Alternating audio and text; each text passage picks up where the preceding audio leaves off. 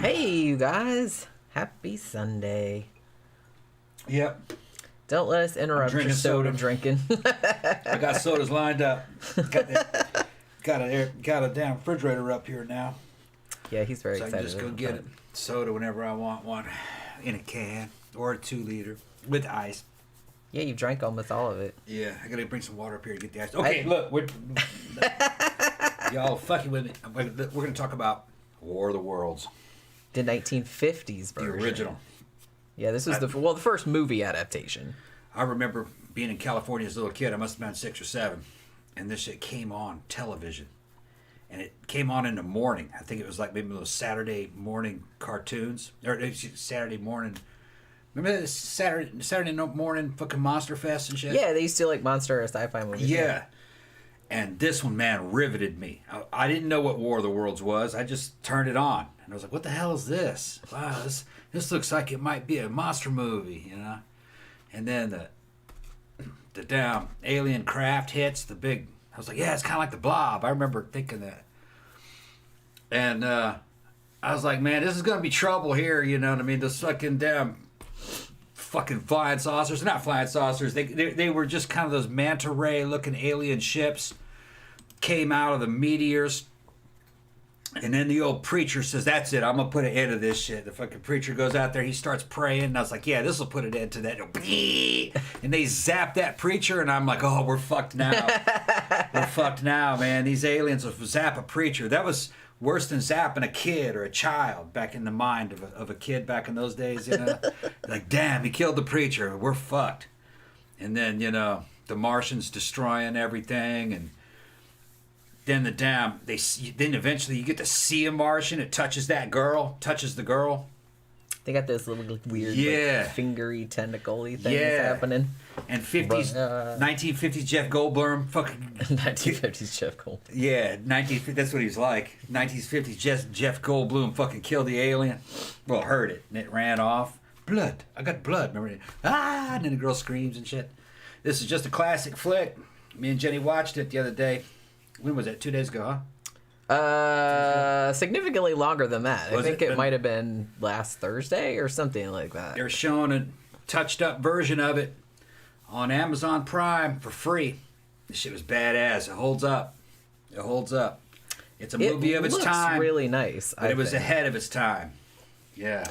Interestingly, well, see, okay, when this first came out back in 1953, for Christ's sake, which was like a really long time ago, it was in Technicolor, right? Color, yeah.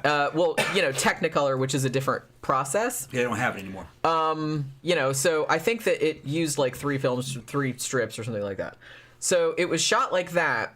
But later on, when they transferred the film to Eastman color film, which was cheaper, you could see like all the wires and stuff that were holding up the spacecraft. Yeah. You couldn't see them in the original version because the Technicolor was better, like the process was better, but when they transferred it to cheaper stock, you did. So I feel like for a long time, like after people saw it in the theater in the 50s, and then subsequently when it played on TV or, you know, later on when they put it out on video or whatever, I think everybody thought that the special effects were kind of shitty in this because, like, oh, you can see the string, but originally you couldn't. Right. It was just had to do with the way that it was transferred, like, to a different film stock, because this actually won special effects Oscar in 1953. Now I think that this was maybe the only, like, it got a special Oscar because I don't think they had a category for it. I don't even think there were any other nominees. For special effects, yeah, but they wanted to give this one an award just because the special effects were so good, and they really are. Like, a lot of it is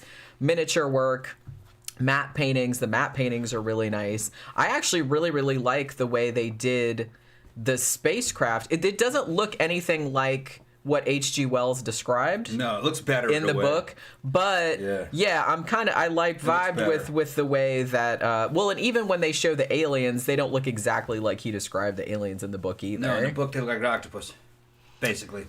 Kinda. An octopus the size of a bear. Or they were bunch of teeth. Yeah, and they were kind of just heads, and they had like little with a bunch of tentacles, like tentacles, and like a little like V mouth, like with a little fang in it or something like that. Yeah, and they were it's been a long killing time since people I read it. and taking their bloods out and injecting it into their own veins, and they were still mean. they were running around in big mechanical tripods. It looked like a damn water tower walking around. But this movie rebooted it. They looked like a manta ray with a damn head, or was an electric eye that came out of the top of it. Yeah. It was being supported by anti-gravity beams, which you could see him in this version. You couldn't see him when you were watching it on CRT television back when I was a kid. There wasn't enough resolution. So a lot of the stuff is lost when it went to TV. But this restored version, you could see it the way it was intended, like it would have been in the movie theater. It looks fucking badass. Those ships, I found out later on that those ships were made out of brass. Or copper. Copper, that's what it was, copper. Yeah, they got melted down. Somebody just pointed that out. Yeah, they were copper and they were beautiful. There were photographs that existed of them. They were polished copper and they looked really good and had lights in them and stuff. And they could move a little bit. And they were probably about, I don't know, 2 feet, maybe 3 feet across, what they looked like. They were miniatures, but they weren't that small. And, they were shooting them as they were kind of going over a model about the size of like a train models. Those model trains. That's what the terrain looked like. But they look good on film, real good. And, but this copy, you can kind of see the damn force field beams. I forgot what he called them, anti-gravity beams or force beams. Yeah, something like, because kind of like legs. He says they're like electromagnetic legs. Yeah, initially. Yeah. Well, I think he says invisible legs. I think is what he says. Yeah. Well, see, because they were gonna do like the whole tripod situation, but either because of the budget or because just logistically it wasn't feasible. They decided that they were going to kind of do it in post-production and make it. But in some of the scenes, you can see like a little sparky kind of shafts of light with little dots in them, like dots. So it still had a tripod look to it, but they didn't have to build the whole like big configuration thing. Right, and if it was going to be a tripod, then the thing would have ended up being a puppet or a marionette, and it probably wouldn't have looked that good.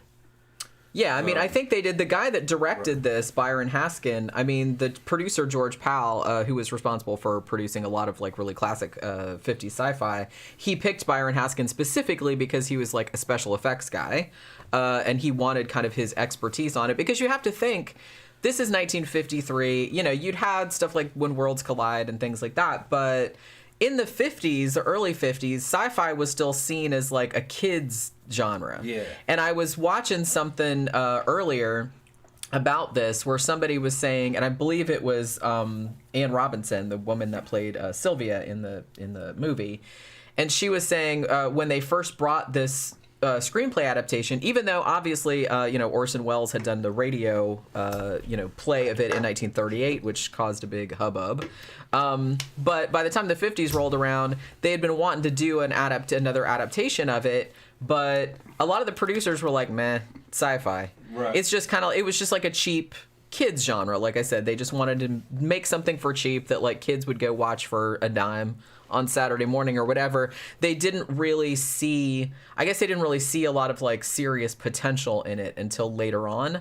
But I think this movie definitely did help though, because the cool thing about this movie, and this comes from the book too, but I really like how, well, one thing that this movie did that I think really hadn't been done that much previously in sci-fi is that it has, the military in it, it has scientists in it, but they're portrayed more positively, because I feel like a lot of sci-fi movies in the 50s, either like the military and the scientists were actively like working at cross purposes, or there was a lot of conflict between them and the public. There was other things like that.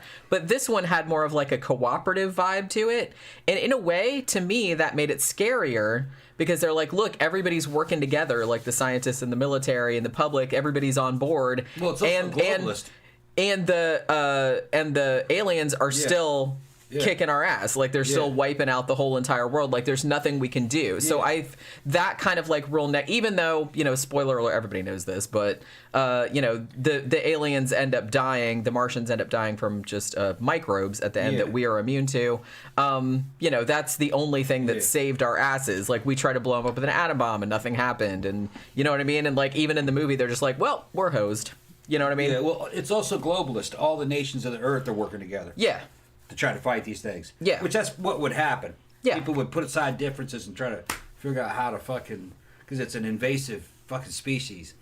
Another thing I liked about it is that in the original book, the Martian main weapon is what Wells called the heat ray, which was an invisible beam of heat that could leap from one person to the next, and they would instantly burst into fire, and it would send a building just immediately fucking up in flames. So he's talking about a laser. Yeah. And I don't think Wells had any knowledge of a laser. Were lasers even theoretical? An invisible ray of heat and things would immediately burst into flames? Maybe, but I gotta say, like, H.G. Wells was pretty on the ball. Yeah. Like, a lot of stuff that he put in, you could really finagle some of that into his, like, man, he predicted this, that, and the other thing. He was pretty ahead of his time. Now, they rebooted it in this movie because an invisible ray of heat wouldn't look too impressive on a fucking movie. Yeah, because it's invisible. So its heat ray is basically a giant fucking shower of sparks that come out of the fucking... Much cooler. Yeah, and it would just reduce dudes into ashes, whether you were Mexican or not. Remember, they had the damn Three Stooges out there, two white dudes and a fat Mexican dude guarding the damn metal fucking cylinder of the alien craft, and he goes, maybe they think we're friendly. Yes, we're friendly people. Remember that out there with the fucking... They came out with a white flag. Yeah, with a white flag. And they were thinking we gotta show them we're friendly. We're friendly. Well, so that was another thing that I was gonna say that's cool. It's like at the beginning, like when the aliens invade, everybody's just not like, oh shit, now we're done for. Everybody's like, cool, aliens. And it's like, hey bud. And they're like trying to make friends with them. The aliens like, not having it. You know what I mean? And I'm like, oh shit, they killed the Three Stooges. And then, like, when the cops show up, they find the piles of ashes shaped like the dudes on the ground. I was like, that's classic. They're fucking smoking. Yeah, I had forgotten about it because I had not seen this movie since I was a little kid. Yeah. So like seeing it again, I was like, man, that's pretty fucked up for 1953. Fucking right. Like it just turned him into like a little ash stain on the ground. I was like, damn. Yeah. And then they threw in a new thing that the alien war machine. They call them the war machines, is what they call them. Now, there's a good album by Thin Lizzy. It's called War of the Worlds, and it's narrated by fucking Richard Burton and a whole bunch of other ones. You guys want to listen to that? I had that album as a kid. It was a double album. It was really good. You can get it on YouTube, and they also did like a live tour with Thin Lizzy and a bunch of people, and they were narrating it, and they do like a narration of the whole story. It's good. H.G. Wells' War of the Worlds, Thin Lizzy.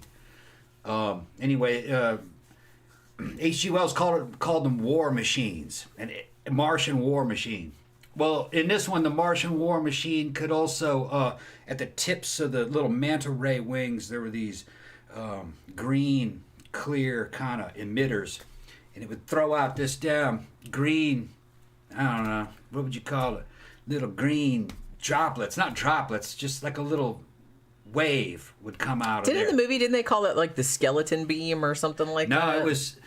or was that something else they were talking about? You could see the skeleton, but the 50s Jeff Goldblum, that's his name. Yeah. He's going, oh, look at it. It's using, what do you call it? Something or other. It's a meson beam. I think he said, yeah. And he says, and he's like... M-E-S-O-N. Yeah, meson. It's a meson beam. It's causing the forces that hold the atoms together to disintegrate. So it's causing matter to fall apart. That was a good time. I bought it. Yeah. You just hit with the meson beam and you just fucking fall apart because your atoms just dissipate. Gene Barry is that actor's name. Yeah. This was actually maybe only his second movie, I want to say. Initially, I didn't know this, and I don't even think this is on the Wikipedia page. Initially, I think they wanted Lee Marvin for that role. Oh, that'd be good. But then they decided, they're like, no, we kind of want some more like character actors, like some more people that are like unknown. Because I mean, even in 1953, like Lee Marvin was pretty famous. Yeah. So I think they wanted, so you could get more of a kind of... Every Jeff Goldblum fucking role is this guy. Well, I kind of the 50s scientists. Yeah. I mean, that's such a character trope. Yeah. I mean, they were in like pretty much all of these. I don't even know where the first iteration of that came from. I think that was just like an individual. He's just like a character, like a stock character in a lot of these kind of movies. Although there was some 50s social commentary that would be lost, I think, on modern people. They went out of their way to let you know that this girl was intelligent and that she wasn't married, that she was living on her own. They weren't married, and that. Scandalous. Yeah. Well, they're running around together and they're not married to each other. Yeah. Which that was in the 50s. That was like futuristic concept. Hey, I'm a doctor, I'm a scientist, and you're an educated woman, and we're dealing with this fucking problem of alien invasion, and we're not married. And falling in love. And we're not married to each other. Yeah. During the alien invasion. And we're married, and we're into each other because we like each other. The family has nothing to do with it. Which that was. Yeah, which, like I said, for 1953 was probably. Yeah, that was a new. I concept. don't know, like, well, that part of it. Well, there was like in the book. Even though the preacher, who was her uncle, said, "Yeah, it's okay. I like that guy." Yeah, the preacher was okay with it. Preacher already gave the blessing before he even knew what was up. Yeah. That was funny how they threw that in there. Captain Bleardo says, I wondered why the aliens had the tricolor eyes, then found out that color movies TV was seen as high-tech or exotic. Yeah. Yeah, and actually I really liked that kind of 3, because I love that RGB kind of, I love that kind of look. Yeah, when we were growing up, if you got real close to the television, the cathode ray tube, it was 3 lines over and over again, a red, a green, and a blue one, over and over and over again. And if you were a little kid, you could get them, you could see them. Remember? They were about the width of a hair, but you could see those. It was little 3 bars over and over again. So I immediately knew what it was talking about because I was a little kid looking at the television. So, yeah. And remember, and then the scientist goes, "It's a television. It's an electric eye, like a television camera." Yeah. Yeah. I mean, which that was some deep shit when you were back in the 50s. Yeah, like a television camera. Okay. And it's color. It's got 3, you know what I mean? Because they were used to black and white. Yeah. So it was color, so that was a big deal. It had a color TV. In its face. In space. The Martians figured out color television. Well, they're clearly way ahead of us. Way ahead. Well, they were. Yeah. They were. Now, I was going to say that the character that Gene Barry plays, and maybe other Misties will know this, his name's Clayton Forrester. And that's the evil mad scientist on Mystery Science Theater. That's where they got the name from. It's homaging War of the Worlds. So every time we were watching the movie, I was just like, Clayton Forrester. Now, but yeah. Now, people have mentioned the Tom Cruise War of the Worlds, saying it's pretty good. I like it's okay. I didn't love it, but it was pretty good. I thought it was good. There was only one thing wrong with it. That was who did that? That was what's his name in it? That was Steven Spielberg. Steven Spielberg. Didn't Spielberg do that? Steven Spielberg. Okay, this wasn't made when Steven Spielberg was really at the height of his game. This is what was it? 2005? I think it was mid 2000s. Something like that. Maybe later. Late 90s. I thought. I think it's like I think it's 2005. If I'm not mistaken. Directors have a half-life. All right, they don't last forever, unless you're somebody like fucking, Kubrick. Okay, even he. Well, no, Kubrick went out strong. He did. But if you make a bunch of movies, you get too deep in the industry, you start to age out and get dumb. Okay. Spielberg really could have had a masterpiece had he not fucked up the story. The whole concept that the aliens were underneath of the ground and fucking would come out of a bolt of lightning. It's just a stupid idea. Don't love it. Stupid. Because part of what made War of the Worlds good, one of the really good parts of the fucking story, is people on Earth seeing the Martians launch from Mars and seeing the damn cylinders coming. And yeah, because that would be really scary. Because then there's this. You're like, oh man. Right. If they just pop out the ground, everybody's just like, oh well, there you are. Yeah, there's no, there's no waiting for it. You know what I mean? There's no anticipation that it's coming. No suspense. Because in the book, it was like for the people that were in the know, Ogilvy was an astronomer who was watching it, was trying to call everybody's attention to it, but really in the original story, only the real educated people would listen to an astronomer. They knew it was coming, but a lot of other people didn't even have any idea, the working people. Right. Because there wasn't telecommunications in the 1800s when this shit's happening. Just a cylinder would land in the damn park, and you're like, what the fuck is that? And then the soldiers would show up, and then a couple days later, the soldiers get vaporized by a fucking walking tripod with a damn heat ray, and it's catching people in a basket and throwing them in the back. And then later, you see this fucking evil octopus-looking thing with a damn mouth and evil eyes fucking drawing blood out of people and injecting it into its own veins, and your mind's wigging out. And then all of a sudden, it's spraying off this damn fucking red fluid everywhere, blood. And then you find out it's seeded the ground with these damn seeds and the Martian red weeds taking over, and it's killing everything. That they're terraforming the fucking Earth to be like Mars. That right there, man, that's Wells fucking thinking way ahead. Terraforming. Yeah, Martian because terraforming. He thought that shit. He thought that shit out. They would want Earth. They would want Mars on Earth. Yeah. So. Well, obviously, they're like, well, we want to make this conducive to our biology, which is what you would do. Yeah. Now that was left out of the 50s. That's what I was, and that's another thing I was going to bring up is that all this stuff about the red weed and about the Martians, essentially, like they were kind of like drinking people's blood, and they were also using the blood to water the red weed, red weed to fucking get Martian ecosystem going on Earth. And it was growing everywhere, and it was swallowing up all the damn buildings, and people were hiding from it, and they'd try to get out, and the red weed had grown up on everything, and you had to fight and get through the damn red weed, and it was destroying everything.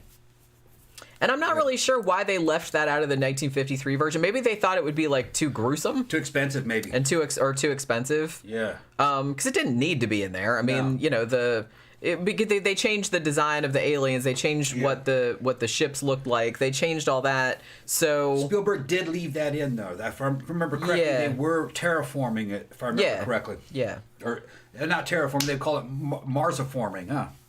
Yeah, it wouldn't be terraforming because. Yeah, Martiforming. Martiforming, yeah. It doesn't sound really good, does it? Yeah, it was 2005, says Louis. Made around $600 million at the theaters. Yeah, I thought it was made a shit ton. It's just the whole lightning thing coming out of the ground concept. No. That is a dumb idea. No. It's like, why... Why would they have waited so long? I don't understand like why that had to... Because it just opens up this big, huge... Wait, what? That didn't need to be in there. Right. We've been mining for thousands of years. Why haven't we found a Martian machine while we were making a salt mine? Right. Or digging anything. You know, if you wanted to, make it come from farther, because obviously we know that nothing lives on Mars now, or, nothing of that stature lives on Mars. I mean, they could have moved it to another solar system, and everybody would have bought that. But making it so that, they've been here the whole time. I'm just like, no one's buying that. Come on. That wouldn't happen. You could still have them from Mars, that they were buried in. If they could be buried underneath the Earth's surface for millions of years, they'd be buried underneath the Martian surface. That's more believable, right? Because nobody's digging around up there. You could go, they were in suspended animation underneath the surface of Mars, waiting for a signal to fucking from Earth for when time is right, type of deal, or something like that. Or you could have said that no, they're launching from Mars. But they're not from Mars. They're using Mars as a stationing area because it's close by. Because it's close. That they've stationed on Mars and to launch the assault from there. That's probably what. Yeah, that's probably what I would have done. Right. And you say, well, why not the moon? The gravity's too low, and it's within reach of fucking nuclear weapons. Our nuclear weapons. Over there, it's too far away. You could just say that. Yeah, I mean, there's a lot of other ways you could go about that than having them buried on the Earth. I could talk my way into it. Slasher Fred said the 1950s had a lot of giant monster movies like them or It Came From Beneath the Sea. Yeah, they're all good. And Tarantula. Tarantula had an uncredited appearance by a very young Clint Eastwood. He also had an uncredited appearance in Revenge of the Creature. I remember that. I saw him in Revenge of the Creature. He was like a scientist. He was the main scientist with John Agar, right? And then like Clint Eastwood played his assistant. So I remember he had to like handle a chimp at some point. People forget Forbidden Planet, which... That's a good one too. Which, as far as special effects go, will probably exceed this one. And without Forbidden Planet, there would have been no Star Trek. Star Trek is basically Forbidden Planet. I mean, I don't think anyone's forgotten it. I think that's that one, this one. Yeah. Like, again, there's a bunch of other ones like that are kind of iconic. You know what I mean? Forbidden Planet probably, maybe even more than this one, although I don't really know. They're both pretty well regarded. This one and The Blob, as far as sci-fi horror, man, I love The Blob. It's a little bit goofy, but I'm kind of into it. I think that first half of The Blob was fucking great. I mean, that kind of alien is like really scary to me. Yeah. And we keep saying this. We say this. I'm okay. I'm gonna write it down this time. We got to do the '80s Blob. God damn it. Yeah, right. It's so good. Yeah. Like one of the best '50s to '80s remakes. So '88, I think that was because I mean, but. I don't know. What was I going to say? I was going to say something and then I forgot totally what it was. But yeah. It Came from Outer Space was based on an idea by Ray Bradbury, I read. Yeah. It's just kind of like, man, obviously this is a story that, that resonated with a lot of people because this, obviously you had the Orson Welles radio show, which was like a big thing. And then this was the first film adaptation. And then the Steven Spielberg one that came out in 2005, that was the 5th film adaptation. So there'd been like a bunch of other ones in between there. It's just such a...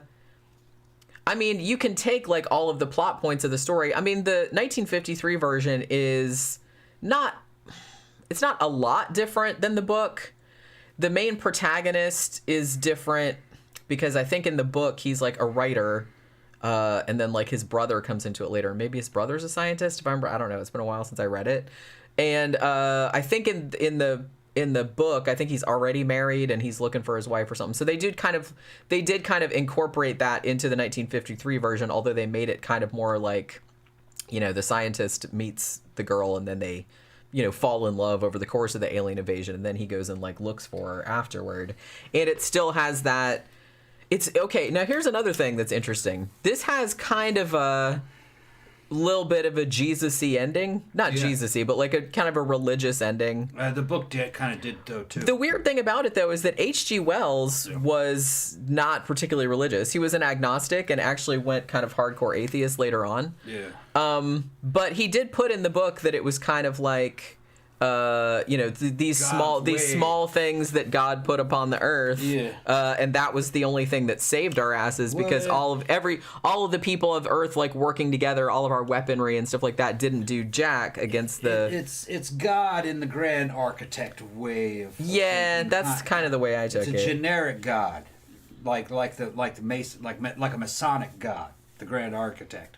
It's just the God that really exists, not the one you think you know about. It's the one that is actual. So it could be like the Force or nature.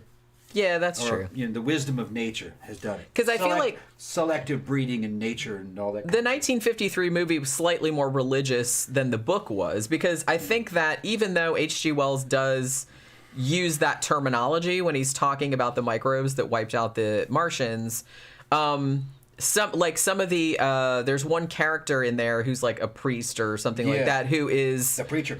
Who is like not a good character. No, well, he lost his faith. Like he's very cowardly and stuff. Whereas in the movie, he's more of like he does get killed. Spoiler alert! But he's more of a positive character, and they all kind of like end up at a church at the end, and it's kind of like not the same character though. No, I know. It's not the same character. No, I know. I didn't say it was the same character. Yeah. I'm just saying that I'm just contrasting the way he... The one from the original story, it's a fucking priest that has lost his faith now that he's seen that fucking mankind is just another animal, and fucking another animal from another planet is coming to fucking fuck it up, and that therefore the God that he believed in was not the real God. Because the God he believed in would have not allowed that to happen. Which is a pretty understandable feeling to have in that situation. Basically, the preacher realized that humanity is just in the cosmic food chain. It's not under the protection of any kind of God. So it broke his mind, and he was doing evil things. Basically, when he tried to steal a girl, what was it? Or they tried to give. He also tried to reason with the aliens too, and that he got killed. If I remember correctly, it's been a long time since I read the book, and the way that character is handled in the on the album, the Thin Lizzy album, I think he tries to go reason with the aliens, and they just fucking fry him. Well, that kind of happens in the 50s movie. He's not necessarily trying to reason with them. Well, I guess he kind of is. I think he tries to go atone for his sins and try to fucking talk his way into it. He was insane. He wasn't making any sense. You talking about the book preacher or the book preacher? Yeah. I think he wasn't making any sense. He tried to reason with him and atone for his sins, and he tried to approach them as if they were God, and they fucking killed him. That's how I remembered it. But like I said, it's been a long time since I read it. In the movie, it seemed like he approached the aliens in more kind of like a spirit of friendship type of deal. I kind of feel like more. Oh, in the movie? Yeah, in the movie. That's what I was talking about. Oh, in the movie, yeah, he tried to appeal to their humanity. Yeah. In the name of God, and God is going to. The Martians are like, what the hell are you even talking about? We're not humans. Yeah. Well, I think he knew he'd be killed, but he said somebody has to try to stop this conflict. So he went out there, but he was annihilated. You know, it was just a predatory... The Martians didn't give two shits. Well, they were a predatory, invasive species that had already decided that we are not supposed to be here. You can't reason with anything like that. Yeah, they really didn't care about, and they didn't even have, because like I said, in the book, they at least had a reason for, they were like harvesting humans. I think they even enslaved some of them. They were like drinking their blood and stuff, like as a nutrient. Yeah. But in the movie, they didn't even have that justification. So they were just kind of like, y'all are just in the way. And they're just like wiping everybody out, which like I said, that's pretty scary. And that's like pretty heavy for like a 1950s horror movie, which they actually like showed to kids later on, which I thought was kind of entertaining. You have to understand, this is the World War II generation. That's true. They had seen fucking large-scale wars of annihilation. There was no negotiating in World War II. That has all been decided. You know, Germany was waging war against Russia not to get some kind of agreement or to get Russia to do anything. It was waging war against Russia to depopulate it. All right? A war of annihilation. And it was kind of the same way in certain ways the United States war against Japan. They had taken positions on all those islands. You couldn't take them prisoner. If you took them prisoner, you'd have to take them back to the ship. There wasn't any room there. They could stop your whole military invasion or your whole military operation. It wasn't really, I guess it was an invasion, like a counter invasion. They could stop the whole military just by surrendering to us because we couldn't put them anywhere. Yeah. You'd have to, your army had to go back, you know. So they fought over those islands and killed everybody, you know. They took a few prisoners on each island, but we're talking like 4 or 5 per island. You know, you could take that many guys onto a ship, but you couldn't take 300 dudes onto a ship. They just killed them out. So they were just wars of annihilation. You couldn't take prisoners. Stephen Beat says, "Hello guys, I've just found this channel, so I'm a bit of a virgin here. LOL. Hello, welcome. Hi there. Thanks for the welcome. Yeah. Oh, man, there's so much backstory. I can't explain it all. You'll figure it out. Yeah, how long have we been doing this shit now? Years, yeah. Actually, I think this summer it'll be 6 years we've been doing the show. Yeah. And we've just added more and more content since then. There's so many like fucking in jokes and I was surprised you found us. So much backlog. I figured we were shadow banned. No. Okay. We have new people coming on all the time. Like I said, it's our new subscriptions have never. It's always been averaged the same, like pretty much every month. Murder Hornet says Wednesday and Friday shows are the best. Yeah. The Martians were kind of space Nazis. Kind of. Yeah, I mean they were just like didn't even have like the tiniest bit of humanity like that the Nazis have. Yeah, they did not give a single shit. We were bugs. Yeah, they were just like stomping. It was like stomping on an anthill. They're just like, well, we want your shit, so bye. Yeah, it had already been decided. They didn't care. But I mean, Cheryl said that she had never seen this version of War of the Worlds. Honestly, that's the best one. Yeah, I'm gonna say. Now, I think there's 1 or 2 that I haven't seen, maybe out of the 5. But the Tom Cruise version is okay. I don't love it. This one's got a lot more soul. This one, this one is a lot more stylish. Yeah, I really like. I'm more into like beautiful looking effects, practical effects. Yeah. I love the miniature work in this. I love the bright colors. I love the Technicolor. I love the design of the alien ships. The edit on this movie is tight as fuck. It is. It's not constant action. It's not a very long movie, is it? I think it's like only 83 minutes, something like that. And they don't fuck around with dialogue or anything. I mean, there is dialogue, but it's just enough to get the scene over with and on to the next scene. It's like a comic book. It's constantly moving forward. Well, they're like, we got a lot of ground to cover. These Martians are like fucking up the whole entire Earth. It's almost like watching a propaganda film, like a war propaganda, where it's just one thing after another, after another, after another, after another. If you ever seen a war propaganda movie, or it's a movie about war. And Hollywood was good at that because they were making those kind of movies for World War II.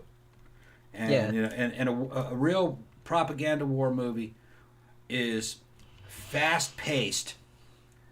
It's kind of like morality tales, but they're not lingering on anything. It's constantly moving forward. They don't really give you a whole lot of time for introspection or anything, or it will do its own introspection for you. And then you learn that lesson. Let's go on to the next one. They're like very instructional. It's like that. But it's good. You'll see it. It's like watching a war movie. It's what it is. Cheryl says, when War of the Worlds was a radio show, I heard people thought it was real and freaked out. Some people did. That was in 1938, and that very famously, Orson Welles, their radio production of it. And I think at the beginning they did have a disclaimer that said, hey, this is like the H.G. Wells book or whatever. But then, like, the way that it was presented was as if it was a series of real news reports. So it was almost kind of like found footage. I think that some people did absolutely think it was real. But I think that in later years, that got overblown. You know what I'm saying? I don't think there was a thing where people were like, oh, God, the Martians are coming, like, jumping off buildings and stuff. I'm pretty sure that didn't happen. I think that was, like, a later media legends. Kind of urban legend type of thing. But some people did actually think it was real. I did see some stuff in papers back then where some people did think that, where some people had, like, called to complain. Can we say, too, that one of the narrators of this, now, some of the narration is done by Cedric Hardwicke, who I think did a bunch of other cartoons and stuff. But there was some narration in here, too, by Paul Frees, who, I mean, you know his voice. He's the Haunted Mansion, right, at Disney, like the ghost host. Because as soon as I heard him in there, I'm like, hey, that's Paul Frees. He did a bunch of, like, cartoons and Disney stuff and all that kind of stuff. Very, very distinctive voice. If you ask me, this is the definitive movie, all right, of War of the Worlds. This is the one you want to see. Although I really enjoyed the album. It is cool. Yeah, I guess it's still on YouTube. We watched it on YouTube a few years back. I guess it's still on there. The Thin Lizzy album. Yeah. It's narrated by Richard Burton. When he's sober. Well, he sounded sober. Is he ever sober though? I don't know. He was never sober. He just had like shades of drunkenness. Yeah. And he'll narrate in between songs, and then it'll go into a song that's kind of like related to the fucking War of the Worlds theme. And then he'll narrate some more, and then there's more songs. It's kind of like a musical version of it. It's cool. I liked it. And they have a live stage productions of it, real fucking with the huge fucking Martian That's war what we machines. watched. That's what we saw on YouTube. Yeah, you can see that too. Although that's a little bit shorter than the album as I remembered it. I remember the album was a little bit longer feeling. It's kind of, the show is kind of like they condensed it a little bit. Yeah. Yeah. Captain Blurdo says someone shot a water tower thinking it was a tripod machine. Yeah, I remember hearing something about that. But like I said, I'm sure it did happen, but I don't think it was as widespread as I don't think there was like millions of people flipping out and thinking like the Martians were actually coming or not. Stephen Beat said, I think Wells loved the idea his production was mistaken for real and built the myth up a bit. He had a huge ego. Yeah, I could see that too. He seemed like an okay guy, but yeah. It's weird because now every time I think of H.G. Wells, because I saw the movie time after time so many times when I was a kid, now I always think of like Malcolm McDowell. Yeah. Instead of like actual H.G. Wells. Like, wow, he seems like such a nice man. I'm like, wait, I'm thinking of Malcolm McDowell, not H.G. Wells. Cheryl says she has the Thin Lizzy album on vinyl. Yeah, I had that as a kid. I lost it though. It would open up. It had a bunch of really cool illustrations and paintings in it, and it had a little book inside, and fucking it was neat. The book had a whole bunch of pictures. You should get it again. That'd be neat. Of course, we don't have anything to play it on. Yeah, we'd have to buy a record player. Yeah. Although, because of hipsters, you can buy nice record players again now. See if I can pull up an image from that. Yeah, I remember us watching that on YouTube like a few years ago, and it being like the live stage one with the big tripods and everything. It was like actually pretty cool. But I can't really remember. I mean, other than this one, this is really the most, even though it differs a lot from the original story in the sense that it doesn't have the red weed, it doesn't have the blood drinking, it doesn't have some other things, it's not the cylinders and stuff, but, ow, you stepped on my foot. That's what the album looked like. It was very steampunk looking because it was happening in the 1800s. That's super cool. Yeah. I mean, before anybody knew what steampunk was. Yeah, it was all 18. That's OG steampunk. Yeah, 1800 style. That's the Martian war machine frying the front end of the Thunderchild, which was a British ironclad that went out there to go fight the Martians to get them out of London. But no, they just fucking fried that thing. Yeah. Oh, you just reminded me too that this movie actually had the prototype of the flying wing in it. Yeah, it does. Yeah. There was something they actually used footage from a secret aircraft. Yeah. That my dad said In that a was the 50s only sci-fi images he ever saw of it back in the day. Yeah, that was the only time they would show it. Because that's what was funny. We were watching because, like I said, I hadn't seen it since I was a kid, and I was just kind of like, "Holy crap! They're putting the flying wing like right up in there." I said that was like pretty. That was secret back in 1953, wasn't it? Pretty secret. Well, not top secret-ish. Secret-ish, yeah. It was hard to see that. That was approved photos of it, or proof footage of it. Yeah, because there's totally footage of like the real flying wing in there. Fourth drawer down says, rumor has it that Richard Burton had a G&T placed in his hand at 4 p.m. every day. Oh, So probably true, yeah. Can I imagine? I could just imagine him sitting in his study or whatever, and then it's just 4 o'clock. The clock strikes 4 o'clock, and his hand goes out like that. Somebody just comes and tucks. How cool would that be? I think it'd be cool if I did that and somebody put like, I don't know, like a mocha frappuccino in my hand at 4 o'clock every day. That'd be nice. I don't need a G&T, but the broadcast broke for commercials. You would think people would get a clue. Yeah. See, that's what I thought. And I thought that if you had listened to it from the beginning, the Orson Welles one I'm talking about, if you had listened to it from the beginning, that it was very, very clear that it was a radio play. And, like you pointed out, that it's like it went to commercials. You would think that. Yeah. I mean, unless you were wanted to believe it, maybe, and I hate to say, but some people that listened to it maybe they weren't all that bright. That could be too. Here's some more illustrations from inside the album. Oh yeah, see, that's cool. Yeah, from inside the album, there was a lot of stuff like that. That lady's like, "Fuck this." Yeah, they're all running from. Everybody's falling over each other and shit. Yeah. Oh, this was from the inside. This one of the dudes was fantasizing about rebuilding Victorian London underneath the ground, safe from the Martians, and that's from the inside of the album. That's like the city. That's pretty cool. Yeah, that's pretty cool. Yeah, they had a real good fucking drawing. Oh, yeah. See, oh shit, drawings of the red weed. Red weed taken. Whoop, shit. Don't smoke the red weed. Don't smoke that red weed. Shit, man, I lost it. You fucked it up. Here it goes. You fucked it up. Red weed taking over everything. Yep. Yeah, Camp Guy said they only announced the Orson Welles disclaimer one time at the very start of the broadcast. Yeah, that's what I thought. The entire episode only lasted about 30 minutes. Okay, see, for some reason I thought it was an hour, but I guess not. Okay. So if it only took place over 30 minutes and there was only a thing at the beginning, then yeah, if you just tuned in like 2 or 3 minutes in and didn't hear that, then okay, I'll allow it.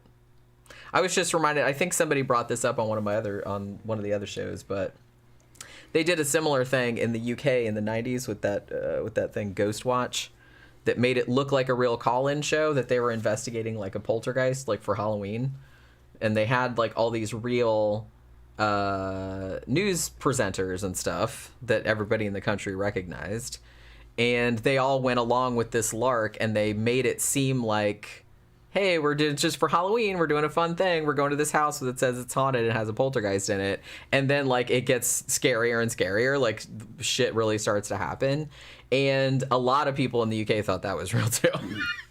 But I've seen it, and I was like, I could see how you could fall for that. I mean, nobody nowadays would, but back in the 90s, if you didn't see the very beginning, you could totally fall for that. War of the Worlds brought to you by Pepto-Bismol and Gainsburgers, or what the fuck ever. Mr. 88 says, all of the commercials in the War of the Worlds radio broadcast are fake, but presented within the broadcast as real. Oh, interesting. See, I didn't know that. That's one of the reasons people took it as authentic. Like I said, very, very, very early found footage. I like it. Trying to get, the verisimilitude in there. All right, so maybe people weren't as stupid as I was thinking. So they did actually try to make it seem like it was real. Yeah, they're saying, they're reminded me that all those songs from that album are on YouTube. Yeah, the whole album is on YouTube. Yeah. Yeah, it's in a whole playlist. You can listen to the whole thing. At least it used to be. Maybe they've taken it down. Yeah, I mean, that's a while back that we listened to that. But I think the live version, because there was a live show that they did for that. for that album. And it's like, only a couple years back that they did it. I think the whole live show is up there. You can watch it for free. Yeah, it's cool. Like really cool, like special effects and They stuff. have a real fucking Martian war machine come out. It's pretty big. They should do more shit like that. I kind of feel like take like some cool like sci-fi or horror classics and do like a big musical version, stage adaptation of it with like fucking cool ass special effects and everything. Yeah. That'd be rad. I'd go see that. It's kind of like listening to the to the radio version. Yeah. But then there's songs. They're pretty good. They're pretty good. Dwayne, I think, is the dude from Thin Lizzy, did it. Yeah. Yeah. The only time I ever got to do that was once I went and saw. I actually did get to go see like a stage adaptation of Dracula one time, but it wasn't musical though. Although, how cool would that have been?